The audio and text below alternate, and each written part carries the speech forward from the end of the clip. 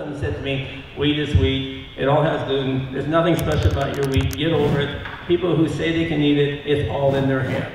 So I thought, oh, well, good, thank you very much. I'll have one of them call you sometime and explain that. I just met Bob Quinn from Big Sandy, Montana. And what do you do, Bob? I'm an organic farmer of 30 years there. That's awesome. Well, thank you. It's a lot of fun. It's a lot of fun. Are you kind of lonely up there, or do you have Well, I used to be. I used to be quite lonely, but now, gosh, I've got more calls in the last 6 months than I had in the last 30 years of people who want to change because they can't afford to make the chemical system work anymore. That is so awesome. Yeah, That's it's quite exciting. News. It's quite exciting. Wow. So what are you speaking on today? I'm speaking on the future of food, and I'm using as a background my experience with ancient wheat and modern wheat. And, what time are you speaking? I am going to listen to that. Well, it's because at 10:30. I only eat ancient wheat. Oh, good for you. Well, thank you very much. I'm enlightened already. Well, good for you. Well, I hope I can give you some more reasons to share with your neighbors and friends about why you should make the switch. So you must be growing wheat. I am. Yeah. That's awesome. We're in a wheat and cattle ranch for my grandfather started in 1920, so we've been there 97 years. Oh, I'm so glad you walked by. So how long have you had the awareness about modern wheat and ancient wheat? Because so many people just don't know about it yet. Well, we didn't either. We started as the ancient wheat as a novelty. And we made some pasta out of it and gave it to a friend who could not eat modern wheat at all. And she did a little kinesiology muscle testing on it. She says, I think I can eat this. She called up the next day and she says, what is this stuff? She says, when I eat it, it makes me feel better. And that was the beginning of a whole new world for us. It not only was neutral, it was positive. And she gave some to her sister, who is also intolerant to lots of foods and sensitive to lots of foods, including wheat. And she could eat this, and after she ate it for a few weeks, she was less sensitive to other foods. So then we thought, okay, there's something really going on here. I want to know what. And when did this happen? This happened about 88. 88? Yeah. Oh, I just got on the bandwagon 2 years ago. Oh, well, that's all right. That's all right.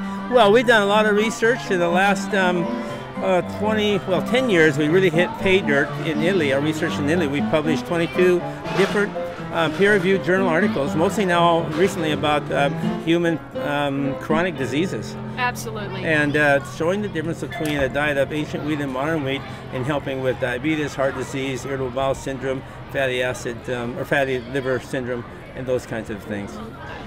Wouldn't it be amazing if we could get this switched over? It's so simple.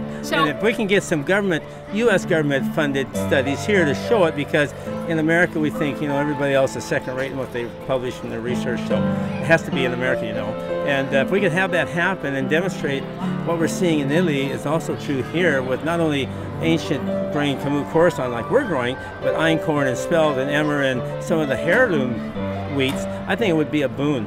So obviously you had to get your seeds from somewhere when you started. Yes. But now you save your own seed. Of course, yes. Of course. Yeah. So was it Italy? Can I ask you that? No. The seed came over to Montana from a serviceman stationed in Portugal who got a sample of seeds from a fellow he met in the bar who said he'd been to Egypt and took it out of a tomb. So that was the original story. It became King Tut's wheat. When I went to Egypt, I found that wasn't really true. It was a great story, though. It was a great story for about 10 years. We repeated it, and then I went to verify it, and the grain I saw was einkorn, at least, from the tombs of Egypt. So anyway, we think it originated in Mesopotamia. It was probably brought in by the invading armies of Rome and Greece to Egypt. No, einkorn was there in 4,000 years ago at the time of the pharaohs. But this was probably brought in by invading armies of either Greece or Rome. Wow. And it's been there at least 2,000 years ago. They call it Baladi durum, which means the native durum of Egypt. Right. But there's no such thing as native durum of Egypt. It came from somewhere else. But when I went to Turkey, the Turkish folks, friends of mine, were talking to me, and they said, oh, we know this, we call it camel's tooth because of the way it's shaped. It's quite large. The hump in it, one end's a little bigger than the other, shaped like a tooth. Or they said we call it the prophet's sweet. And I said, well, that's interesting. Why do you call it the prophet's sweet? I said, it has something to do with Muhammad because it's pretty Muslim there. And I didn't want to, offer the wrong answer. And they said, oh, no, not that prophet. They said, the one with the boat. And I said, oh, I said, do you mean Noah? Oh, yes, they said. This is the grain Noah brought with him on the ark. Oh, my God. And so my eyes kind of popped out, and I said, wow, that's an lot even better story than my true story. That's what I told them. So who knows? I know. Anyway, that's how it started. Well, we'll check out Bob. Yes, Bob. We'll check out Bob's speak. Well, I hope you like it. Ask me all the questions you want. Okay. So I'm Thanks a here lot for talking to us. Thank you. All right. It's a pleasure to meet you. Likewise. I know. All right.